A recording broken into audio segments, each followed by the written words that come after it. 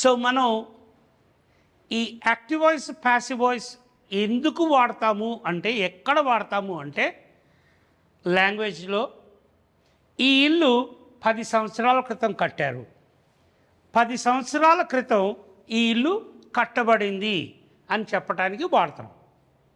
This house was built 10 years ago. 10 years ago, this house was built. It is so simple. Let us see. మనం హ్యాడ్లోకి వెళ్ళిపోదాం. He had eaten an apple. He had eaten an apple. అంటే ఒక్క Apple తిన్నాడు before going to school. యాక్చువల్గా ఈ had ఎక్కడ వస్తుంది అంటే, 2 వాక్యాలని కంబైన్ చేసినప్పుడు అవి కూడా 2 జరిగిపోయినాయి. అయితే అతను యాపిల్ పండు తిన్నాడు, అతను స్కూల్కి వెళ్ళాడు. స్కూల్కి వెళ్ళకముందు యాపిల్ తిన్నాడు అంటే మనం ఇది రాస్తాం, he had eaten an apple before going to school. So had వచ్చినప్పుడు కంపల్సరీగా హ్యాడ్ బీన్ రావాలి. అది సింగులర్ అయినా ప్లూరల్ అయినా హ్యాడ్ బీనే వస్తుంది. Let us see. He had eaten 2 apples before going to school.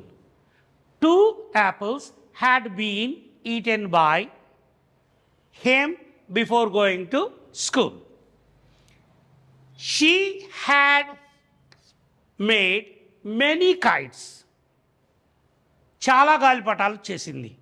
Many kites had been made by her.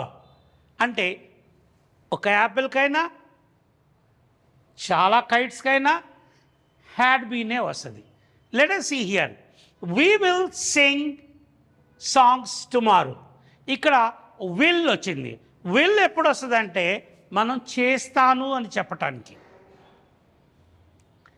She will sing songs tomorrow.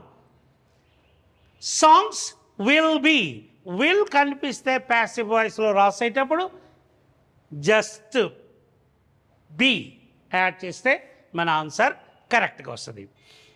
Songs will be sung by her tomorrow. Songs will be sung by her tomorrow. Okay. We will play chess tomorrow.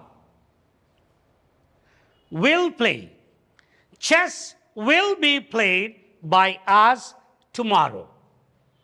So ఇక్కడ కూడా మీరు చూస్తే will కనిపించింది అంటే will be ఇక్కడ వచ్చేస్తుంది. So ఇవి మీరు జాగ్రత్తగా గుర్తుపెట్టుకుంటే, అంటే యాక్చువల్గా ఇప్పుడు మనం హ్యాడ్ గురించి మాట్లాడాం. హ్యాడ్కి అర్థాలు చాలా ఉంటాయి, కానీ ఇక్కడ హ్యాడ్కి మనం ఇచ్చిన మీనింగ్ ఏంటంటే, దానికి ముందు ఇది చేశాము అని. సో మనం హ్యాడ్ గురించి ఇంకొద్దిగా ముందుకు వెళ్ళి మాట్లాడితే, ఐ హ్యాడ్ ఎ బనానా అంటే ఐ ఏట్ ఎ బనానాకు బదులు హ్యాడ్ వాడాము. ఇక్కడేమో ఈ పనికి ముందు ఇది చేశాము అంటానికి వాడాము. అదేవిధంగా had, if I had breakfast I would have lifted this table. ఒక్కొక్కసారి హ్యాడ్ పక్కన హ్యాడ్ కూడా వస్తుంది. ఇఫ్ ఐ హ్యాడ్ బ్రేక్ఫాస్ట్, ఒక హ్యాడ్ ఏమో హ్యాడ్ మీనింగ్ వస్తుంది, రెండో హ్యాడ్ ఏమో తిన్నాను అనటానికి మనం ఉపయోగిస్తున్నాం. అదేవిధంగా my sister just had a baby. Had అంటే ఇక్కడ అర్థం మళ్ళీ మారిపోయింది. మా సిస్టరు ఒక బేబీని తినేసిందని కాదు, ఒక బేబీని కన్నది అని మీనింగ్ వస్తుంది. సో ఈ గ్రామర్ ఎంత చేసినా, ఎలా చేసినా, రూల్స్ ప్రకారం ఎన్నిసార్లు చేసినా కూడా భాష రాకపోతే, ఆ భాష రాకపోతే మామూలుగా మనం మార్క్స్ సరిగ్గా గెయిన్ చేయలేము.